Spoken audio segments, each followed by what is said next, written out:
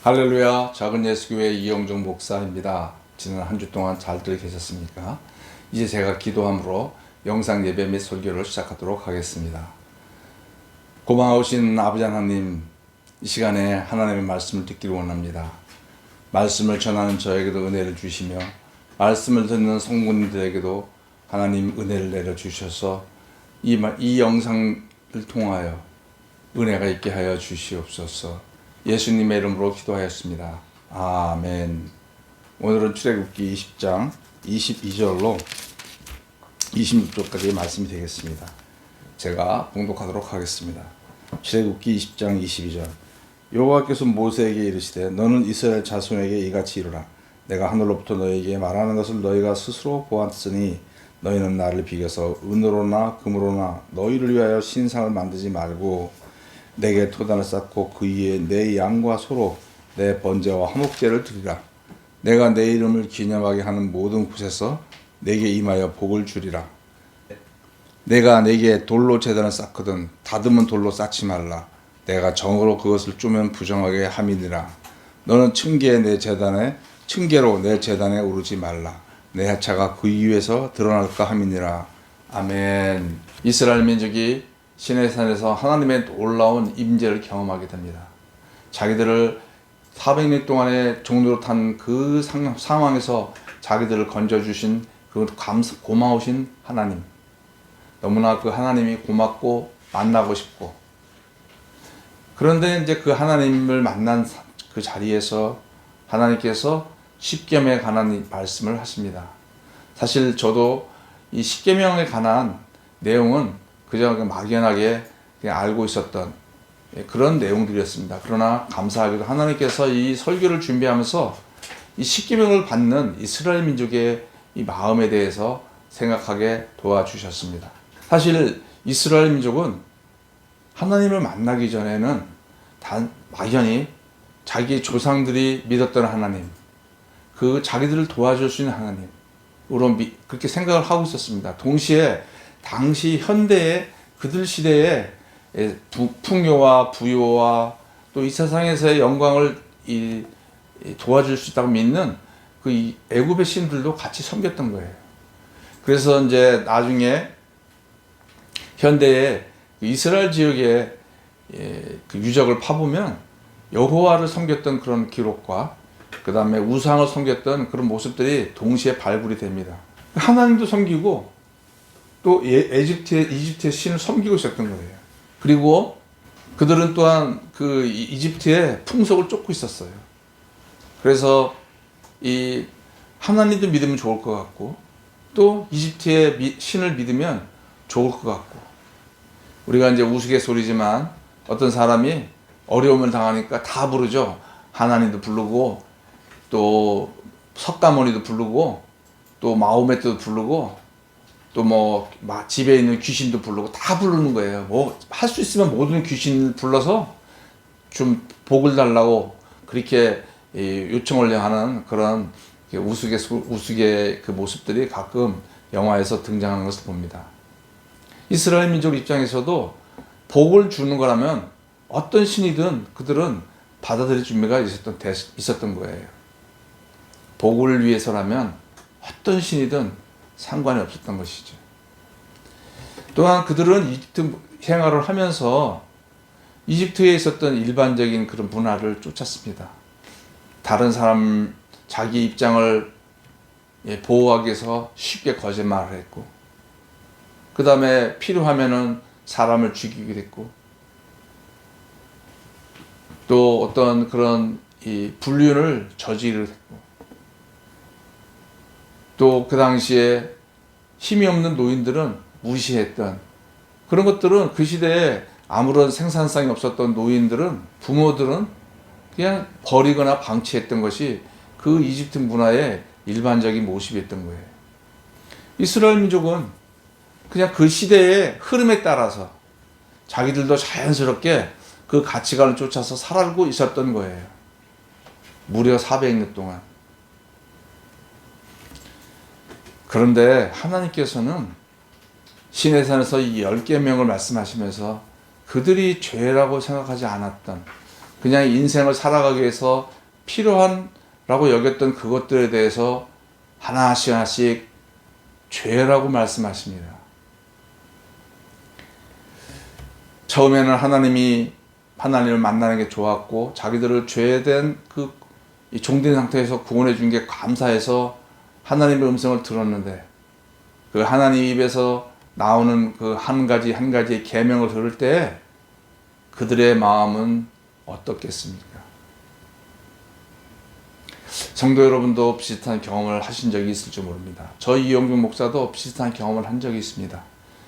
예수님을 참 인생에 있어서 의미가 없고 허무했을 때, 또 삶에 있어서 어려움을 느끼고 있을 때에 절대자이신 하나님께 기도를 했습니다. 도와달라고 간절히 기도를 합니다.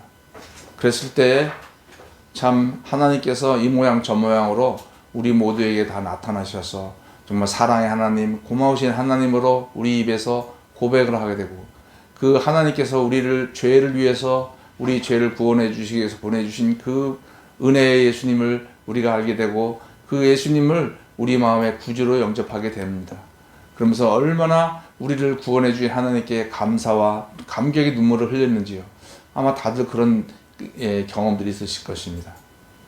이제 그런 하나님을 알고자 하는, 그래서 하나님을 알고자 하는 마음이 생겨서 신앙생활을 하다 보면 우리에게 하나씩 짐이 됩니다.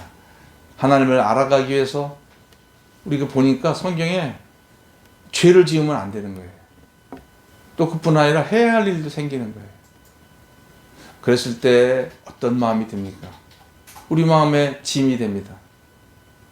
그래서 내가 그냥 죽기 전에 내가 그때 예수님을 믿을 걸. 그러면 내가 이 땅에서 다 누리고 부담 없이 살다가 천국에 갈 수 있지 않을까?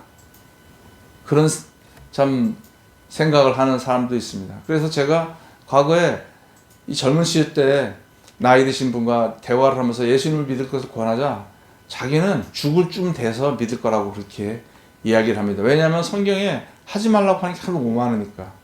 근데 그렇게 했다가는 이 세상을 제대로 살 수 없을 것 같으니까 자기는 이제 죽기 직전에 자기가 다 알지만 죽기 직전에 예수를 믿겠다라고 그렇게 얘기하는 나이 드신 분도 제가 만나본 적이 있습니다. 이스라엘 민족의 마음이 그런 거죠. 이제 그들의 마음이 이런 십계명을 들었을 때에 이제 하나님에게부터 마음이 멀어지기 시작했다고 지난 설교에 말씀을 드렸습니다. 하나님께서는 이스라엘 민족이 십계명에 관한 얘기를 들었을 때 그들의 마음이 하나님으로부터 멀어지고 있는 사실, 그리고 하나님께 대해서 쭈삣쭈삣하고 있다는 그 부담감을 느끼고 있다는 사실을 하나님은 아셨어요. 하나님은 목석 같은 분이 아니십니다. 하나님은 그냥 철학자 같은 분이 아니세요. 그리고 그게 멀리 계셔서 우리의 형편을 모르시고 그냥 일방적으로 선포하시는 그런 분이 아니신 거예요. 하나님은 이 십계명을 선포하셨을 때 이스라엘 민족이 마음이 어떤지 아셨어요. 그들이 이 십계명을 들으면서 듣자 그들의 마음이 하나님에게서 부담을 느끼고 하나님에게서 멀어지고 있는 그 이스라엘의 마음의 상태를 하나님은 아셨어요. 그래서 하나님은 24절 말씀에 복에 대해서 말씀하십니다. 24절 말씀 보겠습니다. 내가 이 토단을 쌓고 그 위에 내 양과 소로 내 번제하고 화목제를 드리라. 내가 내 이름을 기념하게 하는 모든 곳에서 내게 임하여 복을 주리라. 하나님께서 복을 주겠다라고 말씀하십니다. 그러면 하나님께서 이 하나님의 말씀대로 순종하면, 십계명에 관한 내용을 가지고 순종하면 하나님이 어떤 복을 주시려고 그러시나? 신명기 말씀을 한번 찾아보겠습니다. 신명기 28장 1절로 6절까지 말씀입니다. 신명기 28장 1절로 6절 말씀입니다. 28장 1절. 내가 내 하나님 여호와의 말씀을 삼가 듣고 내가 오늘 내게 명령하는 그의 모든 명령을 지켜 행하면 내 하나님 여호와께서 너를 세계 모든 민족 위에 뛰어나게 하실 것이라. 내가 내 하나님 여호와의 말씀을 청종하면 이 모든 복이 내게 임하며 내게 이르리니 성읍에서도 복을 받고 들에서도 복을 받을 것이며 내 몸의 자녀와 내 토지의 소산과 내 짐승의 새끼와 소와 양의 새끼가 복을 받을 것이며 내 광주리와 떡 반죽 그릇이 복을 받을 것이며 내가 들어와도 복을 받고 나가도 복을 받을 것이니라. 아멘. 또한 8절 말씀들을 읽어보도록 하겠습니다. 신명기 28장 8절.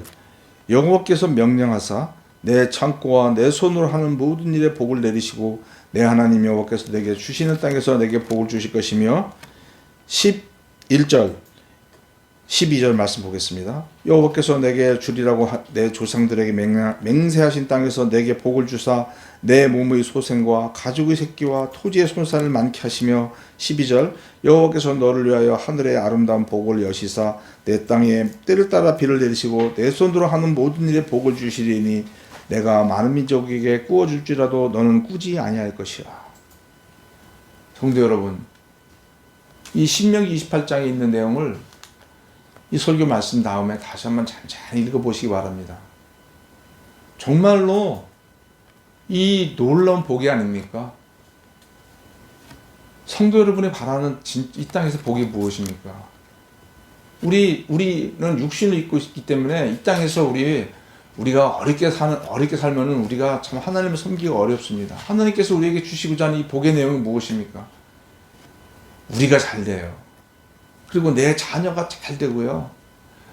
우리 집에 있는 모든 것들이 잘 돼요. 그리고 내가 손으로 하는 모든 것들이 다 잘 된다.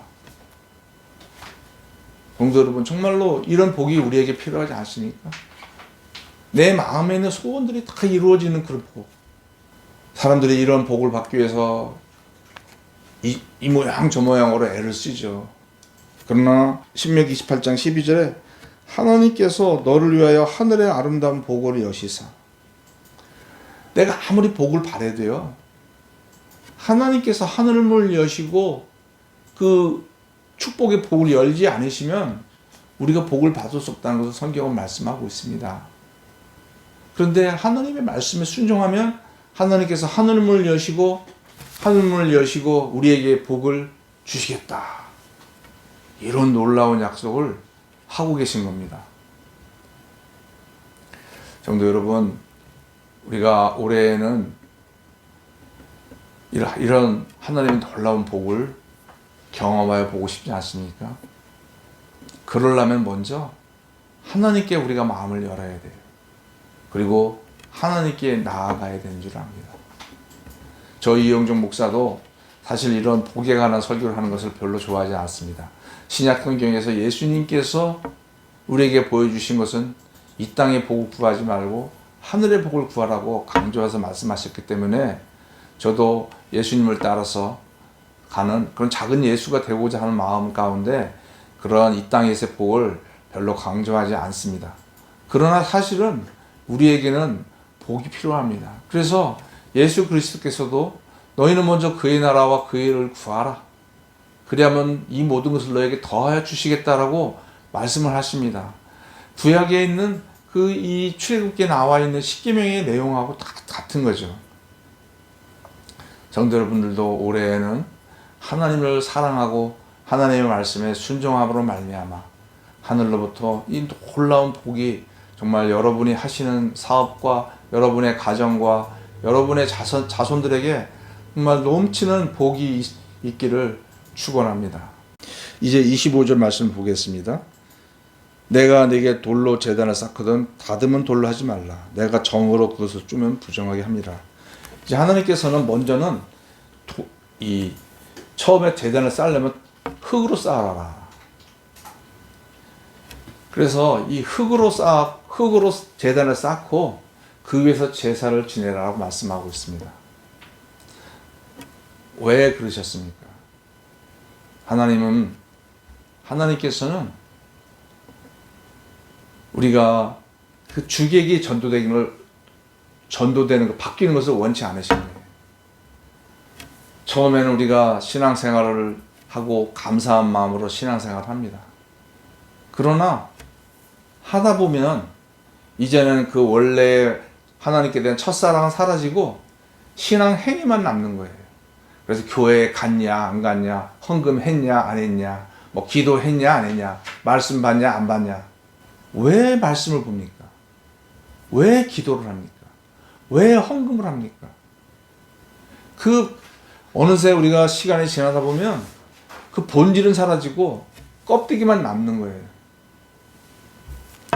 예수 성경에서 하나님께서도 이스라엘 우리 인간의 그런 죄된 모습을 아십니다. 그렇기 때문에 너희들이 그 본질을 잃어보지 않게 해서 하나님께 제사를 하는 그 원래 목적을 잃어보지 않게 해서 그 단을 쌓는데 신경 쓰지 말아라 한 거예요.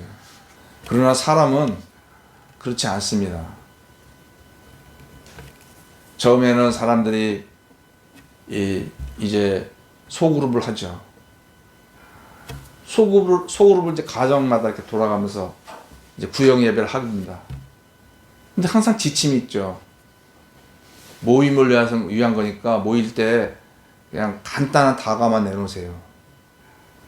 근데 시간이 지나다 보면 이제 과일도 나오게 되고요. 그러다 어떤 집에 갔더니 과일을 내놨는데 또 맛있는 음식도 살짝 내놨어요.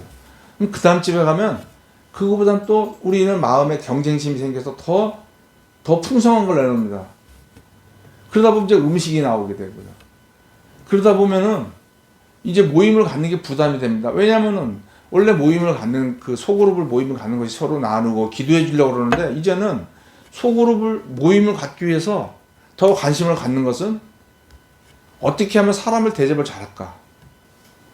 점점 이게 바뀌는 거예요. 하나님도 우리 인간의 마음을 아십니다. 우리가 이제 교회를 짓습니다. 그래서 초대교회 때는 교회가 그렇게 화려하지 않았어요. 그러나 시간이 지나갈수록 그 교회에 하나님이 계시다 그러면서 교회에다가 이제 막 덧붙이기 시작합니다. 그래서 이제 교회가 다른 어떤 건물보다도 화려한 건물로 변하기 시작하죠. 그것이 기독교의 역사입니다. 비극이죠. 하나님께서는 그걸 아시기 때문에 그 제단은 흙으로 쌓아. 쉽게 제단을 쌓고 또 쉽게 몸을 품을 수 있도록. 그러나 만약에 돌로 쌓거든 조건이 있습니다. 거기다 정을 치지 마라. 다듬지 말아라. 그냥 있는 대로 쌓아. 성도 여러분 중에 석공이 있다면 이 정을 치지 않고 제단을 쌓는 것이 얼마나 약한지. 있는 그대로 돌을 하면요. 이게 돌이 이렇게 높이 올라갈 수가 없어요. 이게 밀면은 이렇게 쓰러지기도 하고 오래 갈 수가 없어요. 우리가 건물을 지을 때 다 이렇게 각진 벽돌 같은 걸 하지 않습니까? 그렇게 해야 층층이 높이 올라가는 거예요. 하나님은 정을 치지 마라. 만약에 돌로 만들어야겠거든. 그냥 사람의 손을 대지 마라. 있는 그대로 돌을 쌓아라. 거기에 인간의 어떤 그 열심과 그 인간의 그런 힘이 들어가길 원치 않으신 거예요. 하나님은 그 제단 본연의 모습이 계속 존재하길 원하시던 거예요. 그런데 정으로 지으면 어떻게 됩니까? 이제 제단을 높이 쌓을 수가 있어요.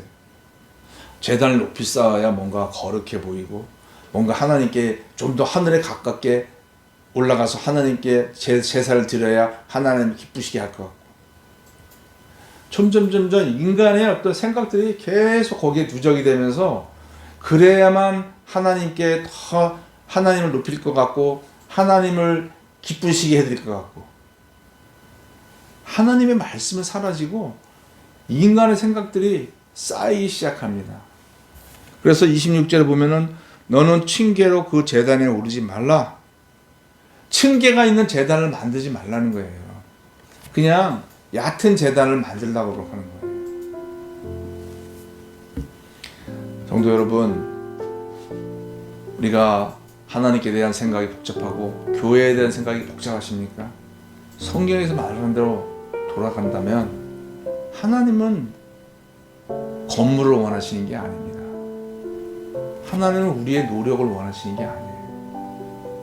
성도 여러분 마음 가운데 뭔가 이렇게 쌓여져 있는 것, 이래야 하나님 뭔가 해야 하나님 기뻐하지 않으실까? 이래야 하나님이 받으시지 않을까? 성도 여러분, 본질로 돌아가셔야 됩니다. 하나님은 어떤 형식을 좋아하시는 분이 아니세요. 하나님은 우리의 마음을 원하시는 하나님이라는 것을 아셔야겠습니다. 그래서 성도 여러분, 이 설교 이후에 자신을 돌아보시고 자신에게 지금 마음에 쌓여져 있는 어떤 잘못된 것들이 있다면 하나님 앞에서 다 무너뜨리시고 하나님이 원하시는 그런 소박한 재단을 쌓으시는 성도 여러분이 되시기를 축원합니다. 기도하겠습니다. 아버지 하나님, 감사합니다. 오늘 짧은 말씀이지만 저희들에게 귀한 교훈을 주셨사오니 주님, 저희들이 흘러 지내지 않게 하시고 마음속에 깊이 간직함으로 정말 저희들이 하나님의 말씀을 순종하는 사람들이 되게 도와주시옵소서. 그러므로 하나님의 복을 받는 저희들이 되게 도와주시옵소서. 예수님의 이름으로 기도하였습니다. 아멘.